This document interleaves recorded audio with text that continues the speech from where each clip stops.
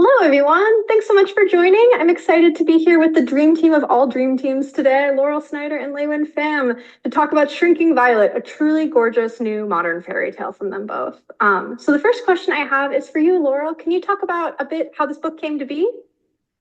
Yeah, so it's not like I had like a moment of like I want to do a certain thing. It's more that I love fairy tales. And so I have this like file of picture books that all have a sort of dreamlike quality and magical vibes. And this one sort of just I was scribbling in my notebook one day and it just kind of appeared. And I fell madly in love with it. It was really is just that I was meditating on the term shrinking violet. That words have a lot of story inside them already, and we get used to thinking of them in one way, but if you crack them open, you can get other things out of them. So I felt like I just sort of cracked open Shrinking Violet, and what came out was the story.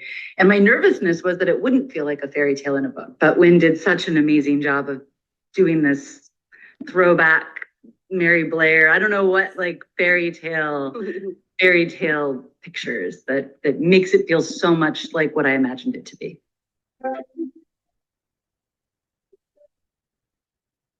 Transitions perfect into this next question. Wynn, I'd love to hear a little bit more about the art making process for this book. So can you talk a little bit about that? Yeah. So I gotta say, when I got the script, like I always love working with Laurel. We've only done one book together that was way, way, way too long ago and kind of at the beginning of our careers. And I think I've always sort of looked for a way to intersect with her again. And this one came at just the right time. It was like the whole idea of a shrinking violet. I mean, so much has happened in the last few years, in the last 10 years, I want to say, where women particularly have had to reassess who they are in the world and how do you pass that message on to girls in the world. And I remember feeling one thing, like talking with a woman who was younger than me, and I was taking note of how I sat very properly and prim and sort of made myself small, crossed my legs and crossed my hands. And she was sitting with abandon. She was kind of ingesting the space around her. And I just kept taking note of that, like, wow, we have to teach ourselves not to be small. And so when I read Shrinking Violet, that was the first thing I saw. It was like the vein straight to Laurel that said, like, we have to, it was her response to how we approach the world now, particularly, I think, as girls, as women, however you want to call it. And that informed what the book was going to be. It was all about how do you juxtapose a character feeling small from a character feeling big. And I think this was probably the most complete book I'd ever sent off in thumbnail form. Like, I think for the longest time, you guys kept thinking that it was done, that I had sent off the thumbnails and it was done.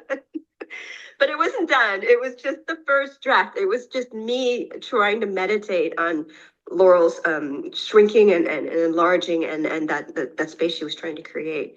And I was rearing to paint it. Like, I wanted this book to be painted. I did not want it to be a digital, like an in-between state of art. I wanted it to be the final piece.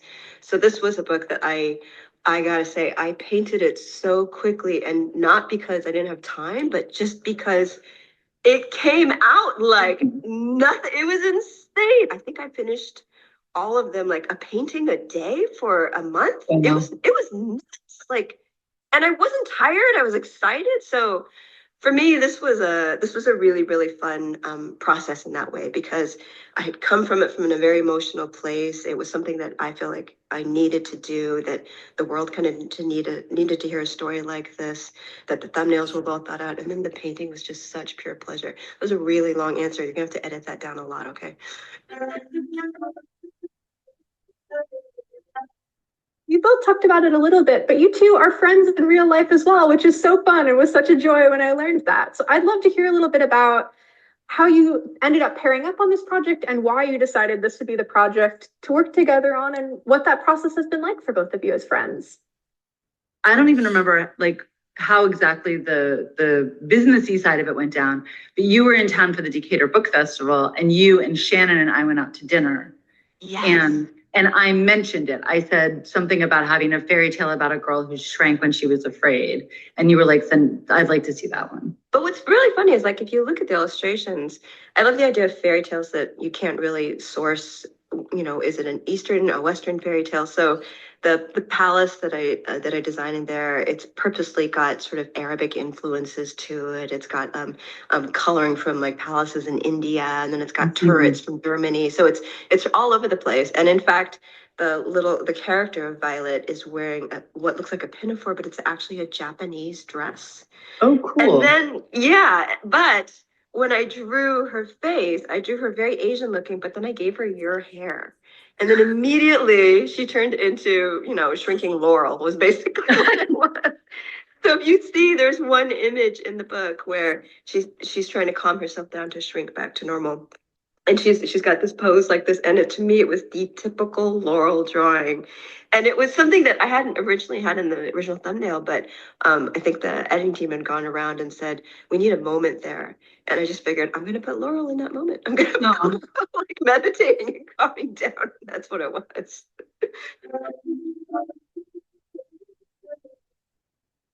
As you were writing and as you were drawing, were there any particular fairy tales that you were pulling from or pushing against in your mind as you were kind of creating this world together? No, I think I was mentioning before about sort of all the Eastern influences, but the truth is once you get past the design state and you sort of figured out sort of the mood you want the book to be, you kind of just let the story dictate where you want it to go. And that, I think that was what was so nice about this book. Like the words, I noticed the first time I laid the book down, I couldn't just put a chunk of text to the side. They had to be worked into the illustration in some way. And this was intentional. If you were to like take a finger and follow her across the book, you would see she moves constantly from left to right, left to right. And there's just this one solid path that she does throughout the entire book. And that is purely from the words. It's purely because she's on this sort of melody path the entire time.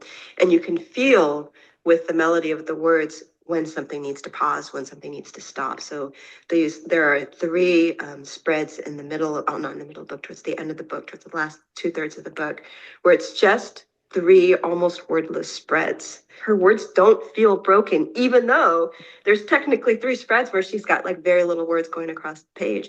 I don't know if it was intentional, but the understanding of this moment in the story, this hangs on something changing within the main character. I think this is like my background's in poetry. Like I do think in sort of the negative space.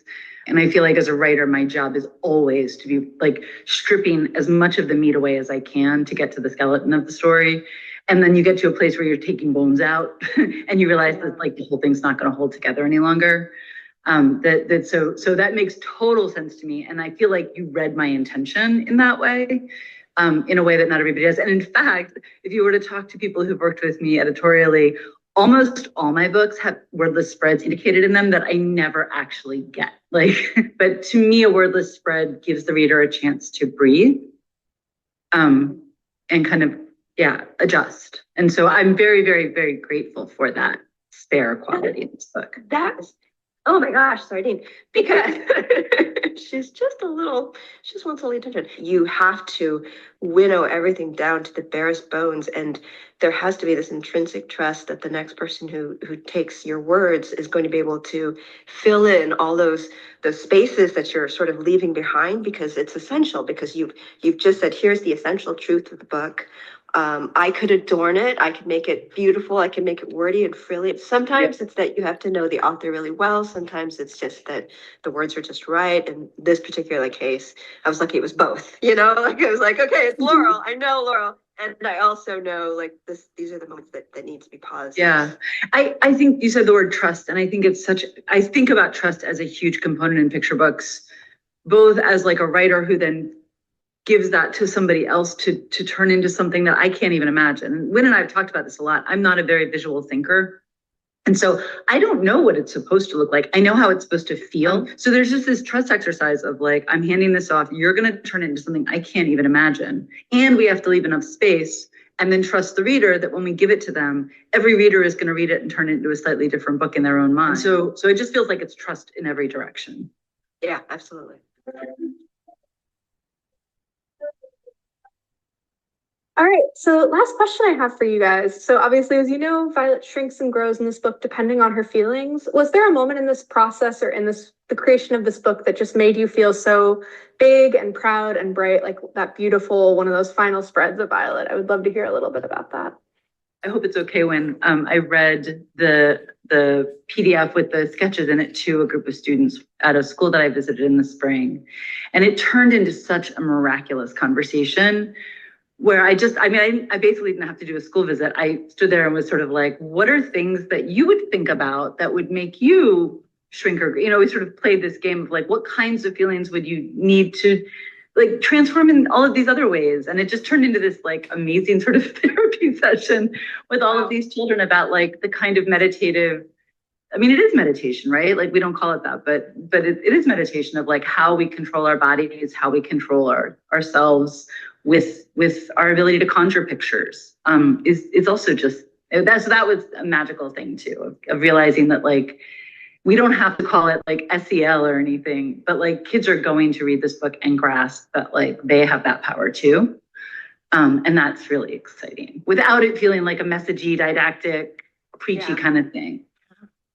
I gotta say that when I was doing the illustrations for this one, I think it came at a really nice time in our lives, right? Like Laurel and I are similar in age, and we have like similar histories in that way. We've gone through history in that way, and we've had to experience the upsides and the downsides of what just being a woman, what being a girl is, because I think being a woman is about being a girl these days, and. So we're working both of that into this, and so because all the elements were there. There was like a nice meditative moment for me where I was realizing I'm going to ease up and I'm just going to let the paintings do what they need to do. I'm going to let the paintbrush flow across the page. Even my husband was laughing like, I can't believe how quickly you're painting these, because there was something there that I was just tapping into. So this book was a really nice way for me to feel like I was expanding beyond what I've done in the past. So if we're talking about expanding and extracting, that was it's really beautiful. I just could listen to you both talk for hours and hours, I feel like. Thank you so much for taking the time to talk today. It was just so much of a joy to see both of you, and I just can't wait for this book to be out on shelves in a couple months. It's such a special one, and I just am so excited for readers to hold it and totally fall in love with it. So thank you guys again for talking today.